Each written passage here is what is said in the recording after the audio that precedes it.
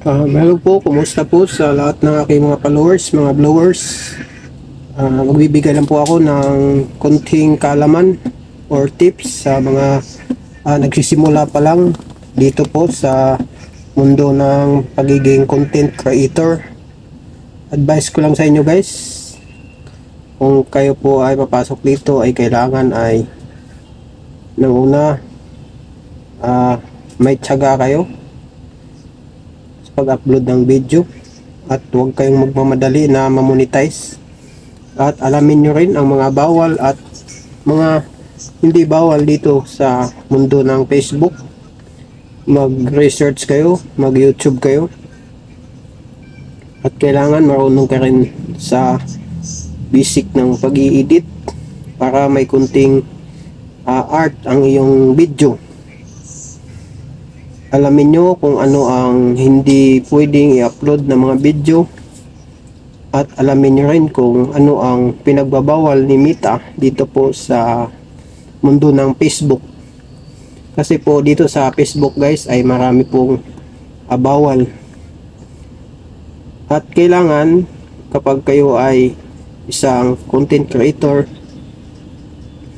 kailangan may tiwala kayo sa inyong sarili, at kailangan hindi kayo mahiyain.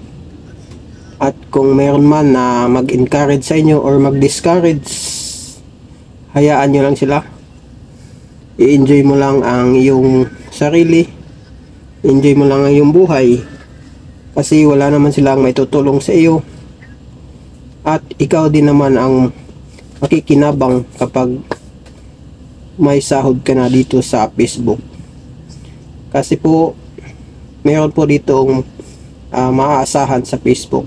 Para ka lang nagtatanim dito guys, tatanim, pagdating ng araw ay may aanihin ka rin. So dapat maging consistent ka sa pagiging pag-upload ng video. Tuloy-tuloy, araw-araw dapat may na-upload kang video para laging makikita ni Meta na active ka sa pagiging Facebook or content creator. At kailangan matuto kang maging pasensyoso at maghintay kung kailan ka ma-monetize. Huwag ka lang magmamadali.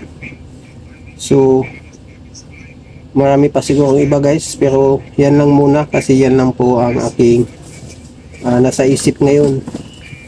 So sana ay may naiintindihan kayo at may natutunan sa mga itinuturo kong tips sa araw na ito. Maraming salamat po. Ito po ang Jamliner Vlog. Sana ay patuloy kayong mag-subscribe at mag-follow sa aking Facebook page at YouTube channel. Thank you po. Maraming salamat. God bless.